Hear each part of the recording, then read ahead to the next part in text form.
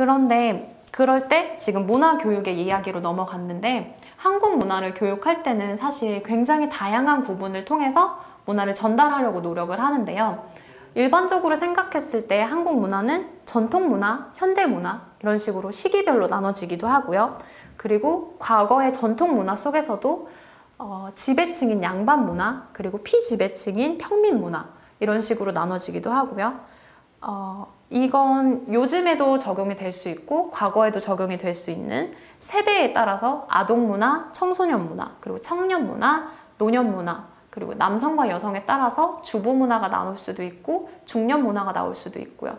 이 주부문화 같은 경우엔 아까 말씀드렸다시피 주부가 요즘은 꼭 여성으로만 한정되지 않기 때문에 혼합적인 부분이 있을 수 있고 예외가 있을 수 있다는 것을 여러분들은 문화교사로서 설명해 줄 필요가 있습니다. 그리고 첫 시간에 말씀드렸던 의생활 문화도 설명을 해줄 수가 있고요. 식생활 문화도 설명이 가능하고 주거 문화, 대중문화 혹은 좀 더 많은 문화들을 주제에 따라서 설명을 할 수도 있습니다. 이런 한국 문화 교육의 주요 목록들을 제가 몇 가지 가져와 봤는데요. 여기서 보시면 1부터 10번까지는 굉장히 말하기와 관련이 있습니다.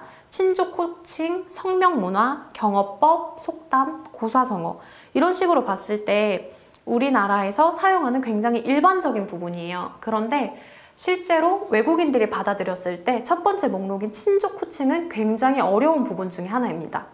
이게 단순히 말만 있는 것이 아니라 오빠와 언니, 누나, 형 이렇게 성별에 따라서 나누어진다는 것, 그리고 동생도 여동생, 남동생 나누어지는 것, 이건 근데 사실은 좀 일반적인 부분이긴 하지만 이것이 사촌동생까지 나눠진다는 점, 이렇게 봤을 때 굉장히 나 하나만 해도 굉장히 많은 형제들 속에서 다양한 친족 호칭을 가지고 있고 어머니, 아버지 속으로 넘어가서 이모, 이모부 이런 식으로 굉장히 많은 호칭들이 나누어져 있는 것을 우리는 자연스럽게 받아들이는데요. 그것이 아닌 문화에서는 이 언어 자체, 단어 하나 자체가 굉장히 생소하고 문화적으로 받아들이기 힘들 수도 있습니다.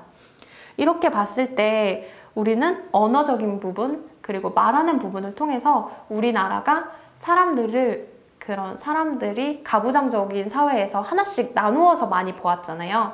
나와 계급이 어느 정도 차이가 나고 나와의 1대손, 2대손, 3대손 이런 식으로 하나씩 나누었던 그런 부분들이 다들 담겨 있는 거기 때문에 친족 호칭을 통해서 우리가 가부장 문화를 설명할 수도 있고요. 그리고 이런 친족 호칭을 사용하도록 유도하고 함으로써 한국 문화에 좀 더 빨리 적응하고 한국 현실 속에서 굉장히 튀지 않는 모습으로 만들어줄 수 있는 거죠. 왜냐하면 할아버지라는 호칭이 분명히 있는데 그 호칭을 몰라서 만약 외국인 학생이 아저씨라고 부르거나 혹은 그런 모습을 보여주는 건 굉장히 외국인이기 때문에 이해할 수도 있지만 우리가 이해하지 못하는 부분일 수도 있는 거잖아요. 근데 이런 친족 호칭을 좀 더 자세히 들여다보면 조금 나이가 들어서 생각을 해보면 친구의 어머니도 우리가 아줌마가 아니라 어머님이라고 부르는 경우가 있습니다. 친구의 아빠도 아버님이라고 부르는 경우가 있고요.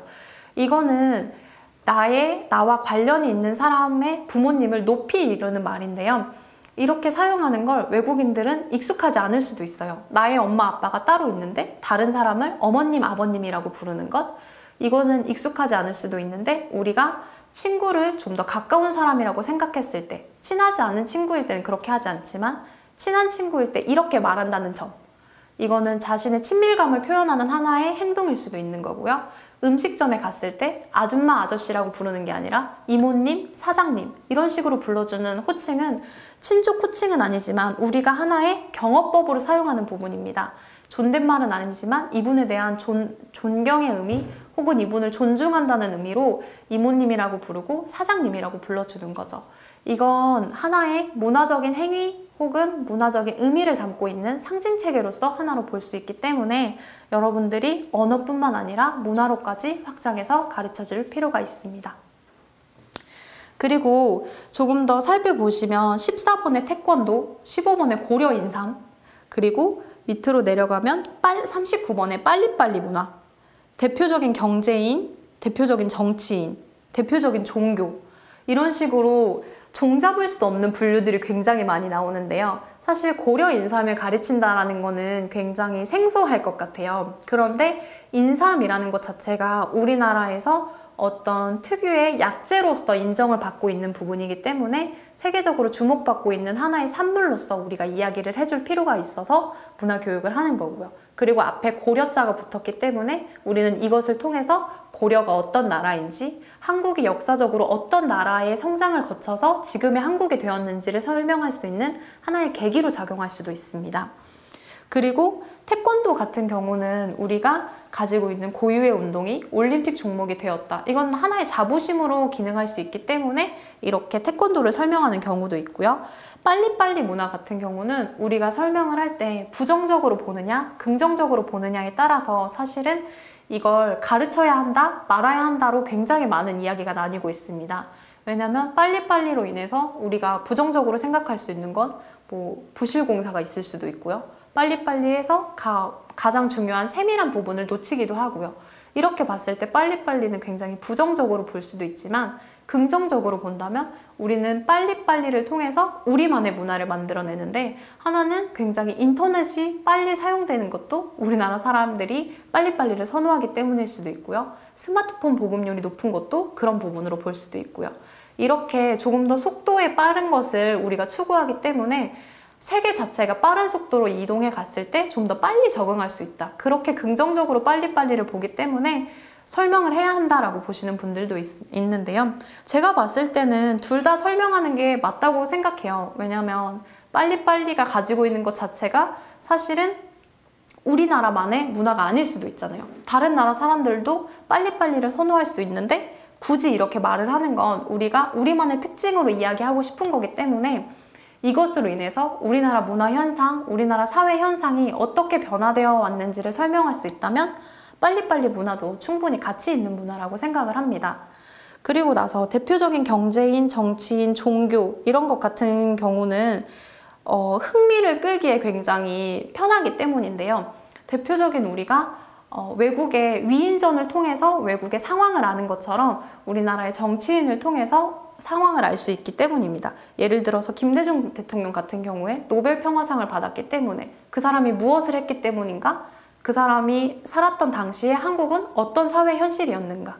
그것에 대해서 이야기를 하기 위해서 하나의 소재 그리고 동기부여를 위해서 사용하는 것이 대표적인 정치인 47번이라고 확인할 수 있습니다. 그리고 요즘 새롭게 대도되는 것 중에 하나는 43번의 집회 문화가 있을 수도 있고요. 그리고 사실은 외국인들이 굉장히 관심 있어 하는 건 남북 분단 부분이거든요. 남북 분단에서 왜 사람들은 한국이 남한과 북한으로 나누어지는지, 북한에서 김일성이 어떤 사람인지, 이게 되게 흥미로운 게 우리나라는 2016년을 쓰는데 북한 같은 경우에는 김일성 탄생일을 시작으로 국가가 시작돼서 아마 제가 알기로 102년, 103년 북한은 시작된 지 쓰는 날짜가 그렇게 된다고 알고 있거든요. 이런 문화적인 차이가 같은 나라, 같은 동족인 사람들 사이에서 나타난다는 것이 굉장히 다른 외국인들에게 흥미로울 수 있기 때문에 이 부분을 교육의 주요 목록으로 사용하는 경우가 있습니다.